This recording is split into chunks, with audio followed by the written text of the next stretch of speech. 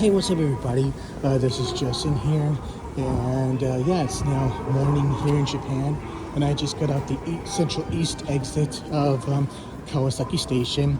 I have a meeting later today in Shinagawa, which is like about one station away on the Tokaido line, which is kind of like an express. But if I take the local line, the Keihin Toku line, it's about like 4 or 5 stations away, and it's presently 6:16 a.m. And it's about 3 degrees Celsius. It's 25% humidity. So yeah, or precipitation, or whatever the fuck it is. But yeah, and it's also, yeah, in other words, it's fucking cold. But as you can see, it's a really nice morning, really nice sunrise, despite the blocking the buildings. So yeah, Kawasaki, it's one of my favorite places to hang out in. And here, yeah, so here's the the Central East exit. And I know there's a guy on YouTube. If I find the video later, after filming this, and when I post it, I'll try and find the link. Like he now lives in Kamata, which is like one station away on the Keihin Toku line. But he made this video in the late 80s, and he was living in Kawasaki at the time, and he showed the what's it called? That's the very same exit. Oh, okay, and here's a police box. Here's a row of taxis. I don't know if it's like Crazy Taxi. Yeah, so Uber's not a thing in Japan, mostly due to the law. It's like the taxi business is very well regulated, that they can't exactly allow Ubers, from what I understand. And here's a Gyoza no Osho. When I did my other video leaving work the other week, well, technically it would have been like 4 weeks since then, but since I posted that video. But the thing is, I'll let you know a little secret. Like it's now Friday, February 7th, but I actually posted my first video and recorded my first video on a Monday, and on my way from, let's say, Shinjuku Sanchome Station to where I had breakfast, that was like after I got off the train the very same day. When I was walking home from Kabukicho the other day, I think that was like the following Tuesday, that was like the following Tuesday, and I was walking home from my home station to, where I was going to have dinner. Yeah, that was like on a Wednesday, and it's now a Friday. So yeah, I like to get these videos out of the way, just in case I have something on my mind that I want to talk about if I'm going somewhere. I thought it would be a good time to, take advantage of that.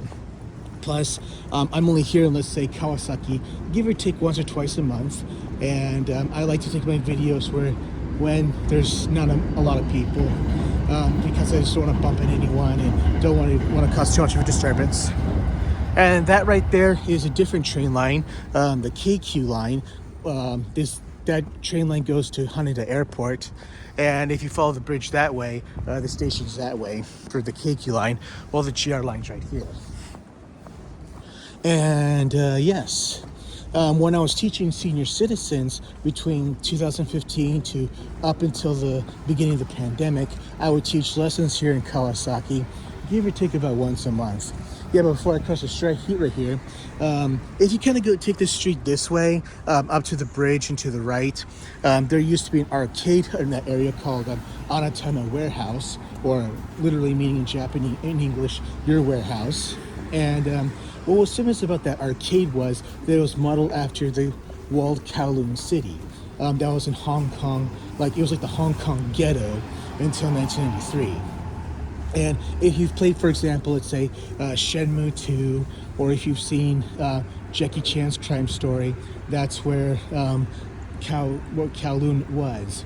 And it was evacuated by the early 90s and officially torn down by 97. Yeah, just look up on Google Kowloon Walled City if you've never played Shenmue 2, or you haven't seen many Hong Kong movies. It was like this building that was pretty much a neighborhood that not even, let's say, Chinese police or British authorities didn't even want to touch. It was like the ghetto of all ghettos. And yeah, so that arcade was based on that. And if you went inside, it was really dark and dirty looking, but it was actually pretty clean. And it was and it closed down in November 2019. It really had nothing to do with the pandemic, which only happened a few months later. But apparently, the story that I heard on Japanese Twitter was the management and the operators of the arcade and the building management just couldn't negotiate on a lease, so that's why it abruptly closed down. That's pretty much a common story in a lot of places where I spent my teenage years in Arizona. Like in some malls and strip malls, like there were a lot of cool stores like for a while, and then they abruptly closed. Not because they went out of business. It was because like, hey, we're gonna raise your rent, and rent is now a problem more than ever in the U.S. and it fucking sucks. Okay, so since I have time, just kind of want to show you around. So this place in Kawasaki is called Sinisita. So let's just take a look. Oh, look, here's a Burger King, but it's not open yet. And there's actually another Burger King near KQ Kawasaki Station. Family Mart, one of the main restaurants. This looks like a Korean restaurant. It's in Hangul. Taito Station Arcade. So yeah, this is like a really nice plaza here. Starbucks. And there's also a Starbucks inside the Kawasaki station, the GR one.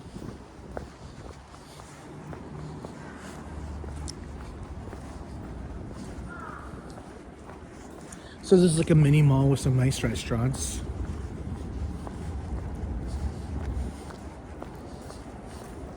And here there's like more mini malls and whatnot. And there's like a artsy theater here. And like this theater not too long ago was playing the Voltes 5 movie from the Philippines. So it's like a mech anime from the 70s. And I think the Gundam creator, Yoshiyuki Tomino, he didn't create it, but I think he was like one of the main directors. Ah, sweet, a food truck. Yeah, a lot of like Middle Eastern restaurants like kebabs, they tend to sell out of food trucks in a lot of places. And there's one not too far from Yokohama Station. And these are actually run by Middle Eastern immigrants. Some of them do speak English, or some of them don't, but they do generally understand. And their stuff is pretty good. And here's this partner here. I guess it's sponsored, according to this, it's sponsored by the local basketball team, the Kawasaki Brave Thunders. So here you got like a public basketball court. And I think you got to pay to use this. So, yeah. Okay, so one person for 1 hour, it's like 1,100 yen.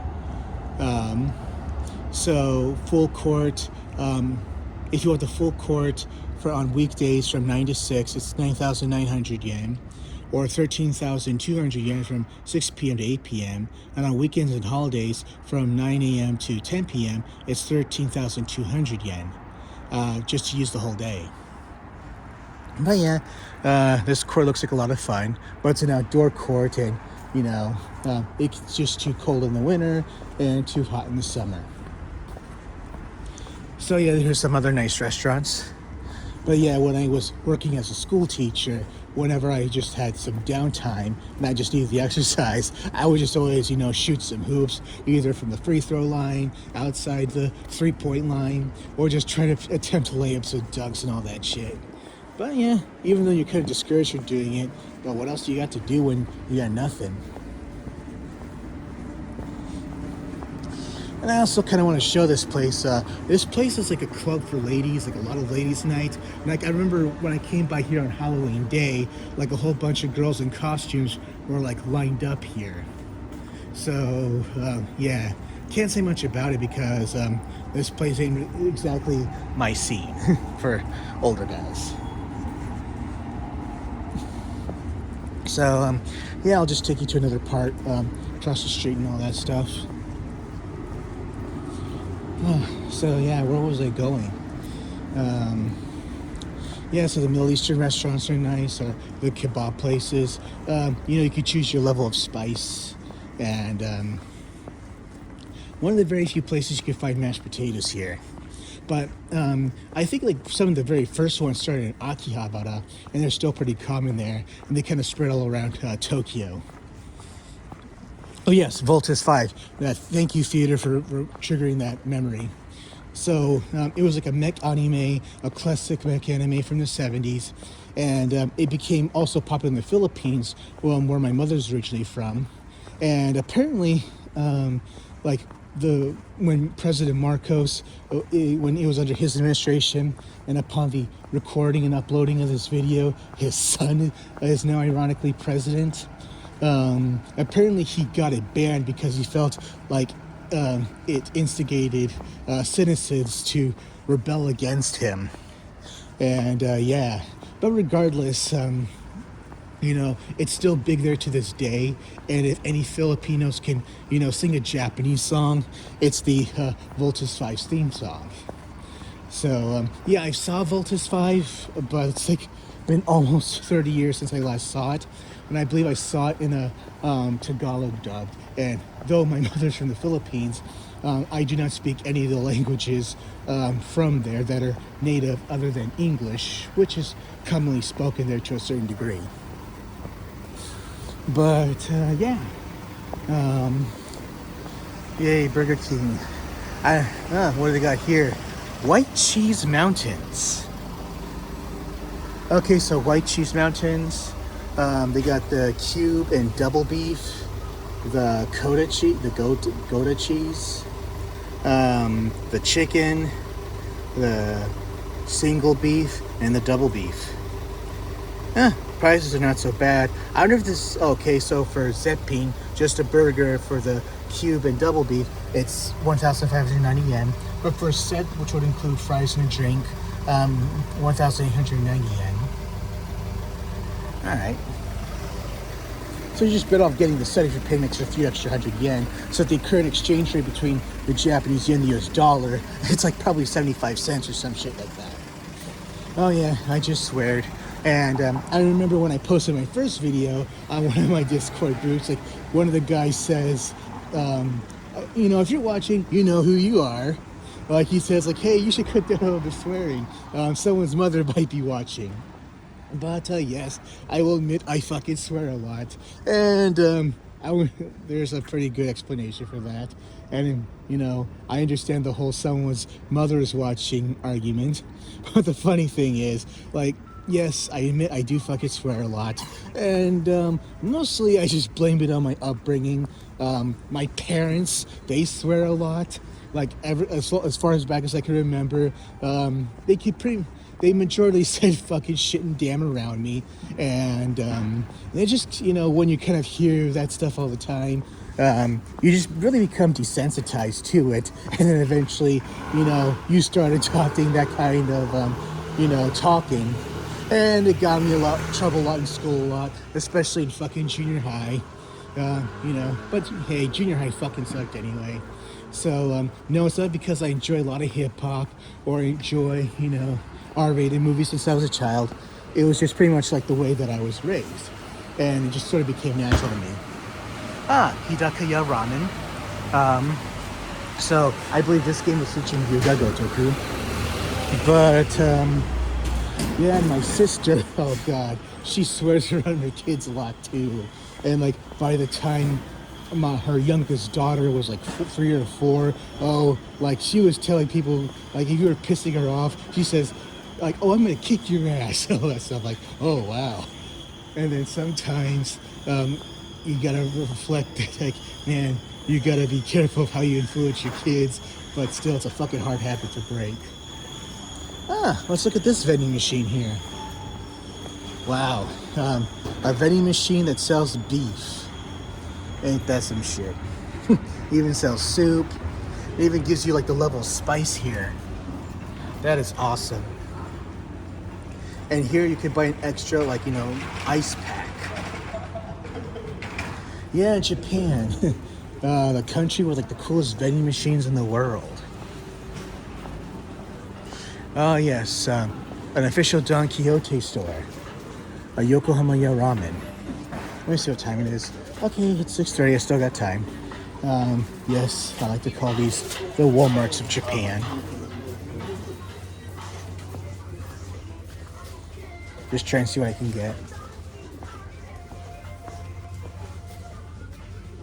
Yeah, that's a little credit. I don't really want to do this right now. Nice stuff.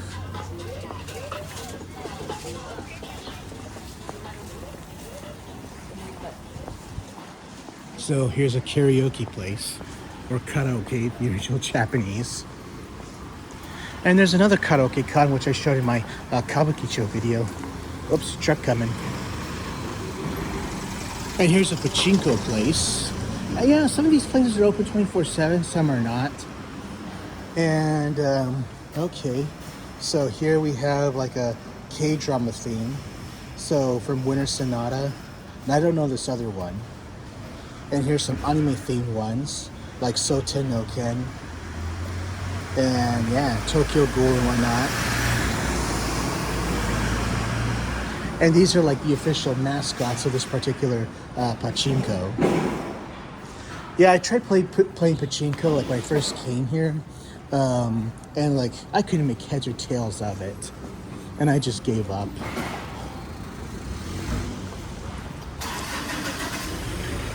Oh, a Sapporo ramen restaurant. Okay, it's open from 5 a.m. Nice.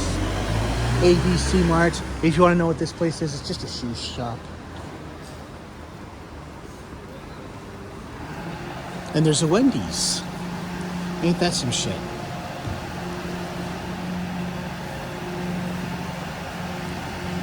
Yeah, it's in collaboration with a local Japanese hamburger shop called First Kitchen. So it's largely a First Kitchen restaurant, but I think it's just borrowing the Wendy's franchise name. Yeah, I don't remember. Yeah, this is mostly stuff that was like carried over from First Kitchen. But, you know, looks pretty good. And this is like another mini mart.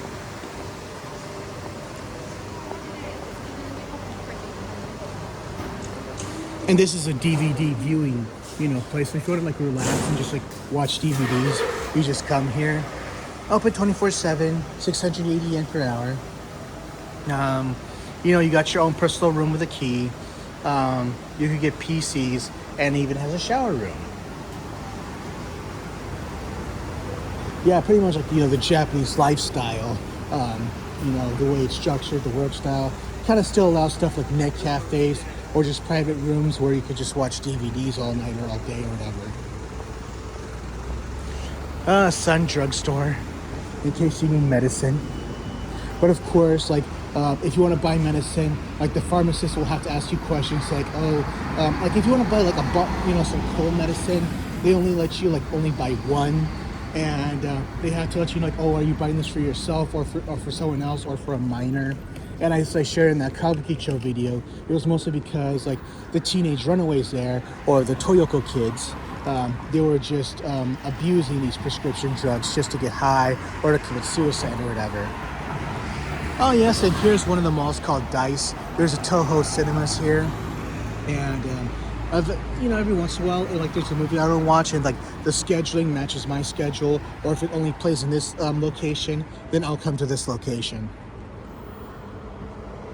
Like for example, the City Hunter movies, like the last two anime ones, they were mostly playing here, while the ones closer to my house, is the one in Ebina or in Kamoi, Yokohama. If they were playing them, they didn't match my schedule. Yeah. Well, we don't have to go that way. Yeah, so there's a 7-Eleven, and there's another Burger King next to that 7-Eleven. Yeah, that entrance to the underground area, it's to get to the station or the underground shopping, it's kind of blocked.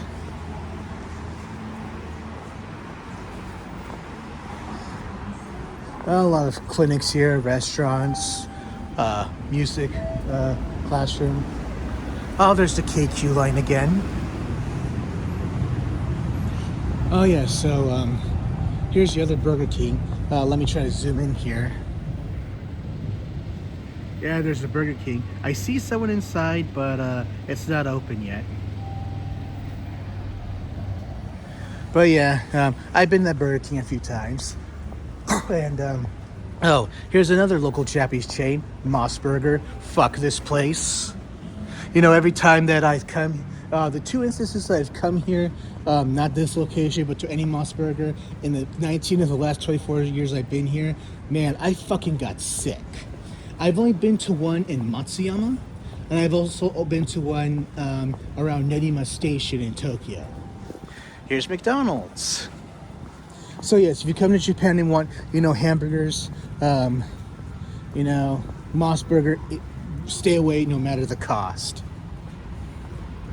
But if you want, let's say, local, Freshest Burger is pretty good, but it's a little expensive. But usually, you know, the American-based ones like McDonald's and Burger King, they tend to have, like, you know, their own unique Japanese menu, such as like the teriyaki burger, which has been around since like the beginning of McDonald's in Japan, I think. Another Starbucks, but I'm not a Starbucks guy. And still not open for another few more hours. This has a book off on the 4th floor, and it has some pretty good manga and some good video games.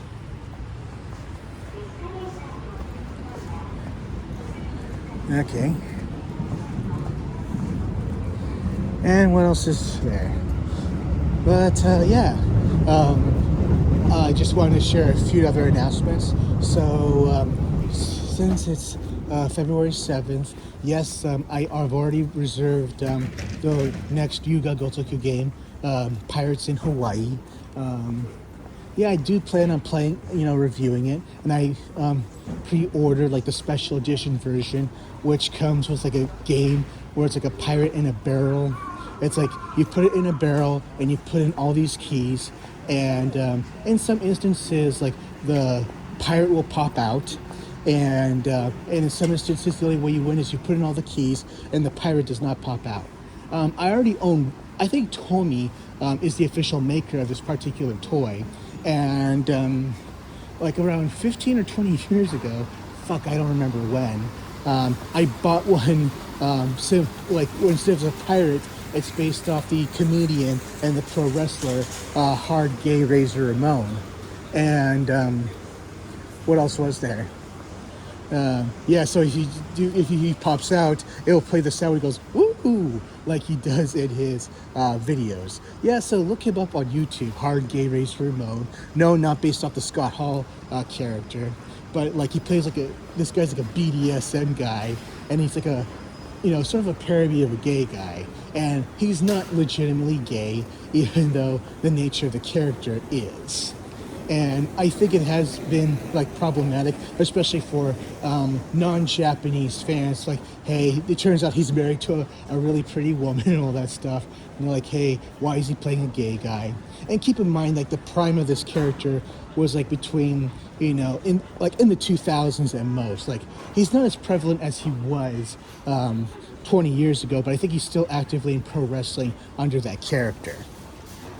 I think he wrestled for Hustle, which was under Nobuhiko Takada, and like, you know how these days, like the WWE calls itself, like, well, not these days, but ever since like the 90s, Vince McMahon, he coined the term sports entertainment as a way of self-admitting that pro wrestling is, you know, a performance or a work.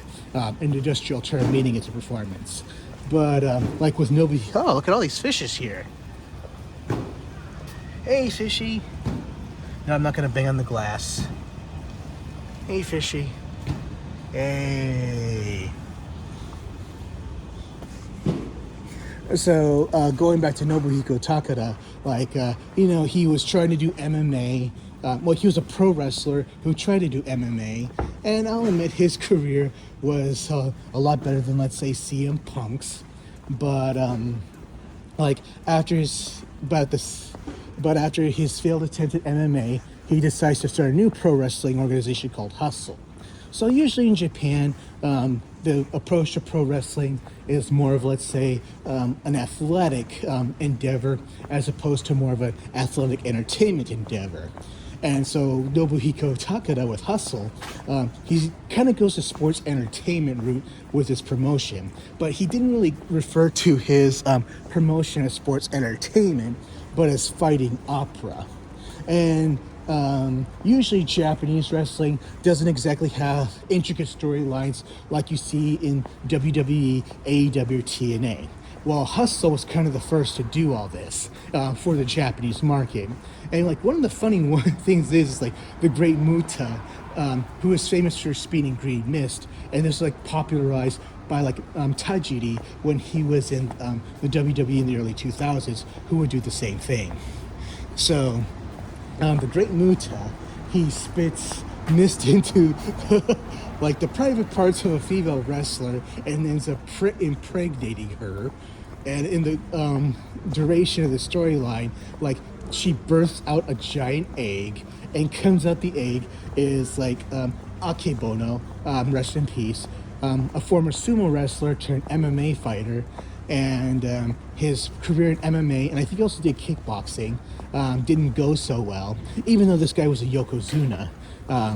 His other martial arts career just didn't really work out. So he went to pro wrestling and like ends up becoming, let's say, the big baby child of this particular female wrestler. So yeah, that's kind of weird fucking things about it. And I thought Mark Henry impregnating Mae Young and having her give birth to a hand was fucked up.